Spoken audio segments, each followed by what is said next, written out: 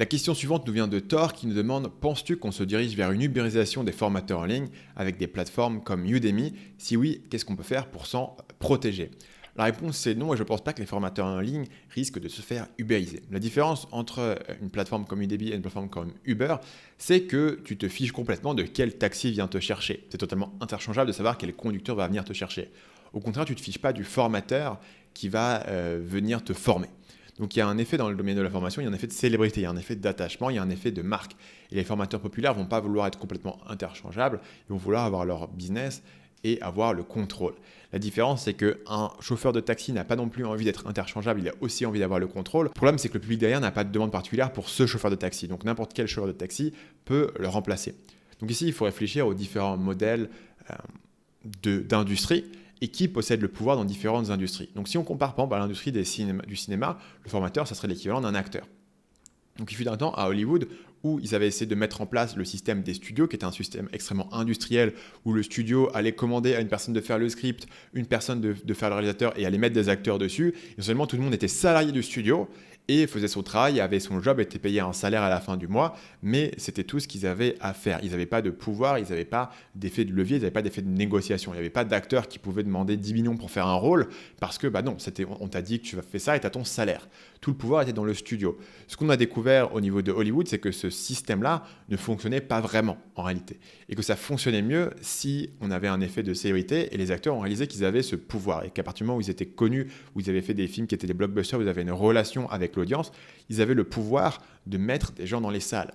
Ils avaient le pouvoir de faire des films. Si vous prenez un film comme The Revenant, par exemple, le film où Léo DiCaprio se retrouve dans la forêt, le fameux film où il se retrouve en tête-à-tête avec un ours, c'est un film qui est impossible simplement à financer. C'est un film qui est impossible à créer et c'est impossible de le marketer, c'est impossible de le vendre au public si vous n'avez pas Léo DiCaprio. Donc Léo DiCaprio devient essentiellement le point essentiel, complètement impossible à remplacer de ce film. Et il n'existe qu'une poignée d'acteurs qui ont ce niveau d'influence et qui sont capables de faire des films à cette échelle. Donc l'acteur découvre qu'il est la marque. L'acteur découvre qu'il a du pouvoir, qu'il n'est pas interchangeable, qu'il n'est pas remplaçable. Et donc il va se positionner dans une mesure où il peut choisir ses films, il peut avoir des pourcentages dessus, il peut être payé très cher. Pourquoi ? Parce qu'il sait que s'il demande 50 millions pour faire ce film, peut-être pas 50 millions, peut-être que c'est trop cher pour un film. S'il demande 10 millions pour faire ce film, ils ne peuvent pas trouver quelqu'un d'autre d'équivalent qui le fera pour 1 million. Non, il n'y a personne d'autre qui peut remplacer Leonardo DiCaprio. Donc si vous regardez le grand agrégateur dans le domaine du cinéma, c'est Netflix. Netflix, il n'a pas ubérisé le cinéma. Il n'a pas rendu les réalisateurs et les acteurs interchangeables. Au contraire, l'arrivée de Netflix a encore augmenté l'impact et le pouvoir des réalisateurs et des acteurs qui sont célèbres. Si vous prenez par exemple le film The Irishman de Scorsese. Scorsese, c'est un film qu'il essayait de faire depuis des années. Il a essayé de le faire financer par son studio qui était, il me semble, Paramount. Il avait demandé 100 millions à Paramount pour faire ce film et on lui a dit non, c'est trop cher, tu ne peux pas le faire. Il a été voir Netflix, Netflix lui a donné les moyens, donc Netflix lui a donné 125 millions pour faire Irishman et en plus ils l'ont monté à 160 millions, c'est ce qu'a coûté le film au final, 160 millions de dollars pour faire ce film et ils lui ont donné une autonomie totale. Pourquoi ? Parce que Netflix sait que Scorsese, il n'est pas interchangeable. Netflix a une base d'utilisateurs énorme sur laquelle ils peuvent faire levier pour rentabiliser ce film. Et donc, ça a du sens. Donc, plus on va aller sur de l'Internet, plus on va aller sur des moyens de distribution qui sont faciles, plus on va concentrer de pouvoir dans les acteurs célèbres, dans les réalisateurs célèbres, dans les marques célèbres, dans les propriétés intellectuelles comme l'univers Marvel, Star Wars, etc., qui ont de plus en plus de valeur. Et dans le domaine de la formation, plus le formateur individuel va concentrer du pouvoir. Si vous regardez il y a 50 ans, un professeur individuel avait relativement peu de pouvoir parce qu'il devait être affilié à une institution qui allait déterminer s'il allait avoir des élèves, qui allait déterminer s'il allait avoir un salaire et qui allait déterminer à combien d'élèves est-ce qu'il pouvait enseigner.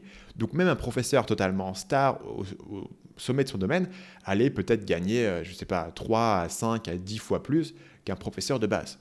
Aujourd'hui, un formateur ultra célèbre va gagner 100, 1000, 10 000 fois plus qu'un formateur de base. Il y a un effet de levier et ça va être la même chose pour les acteurs, pour les scénaristes, pour les réalisateurs.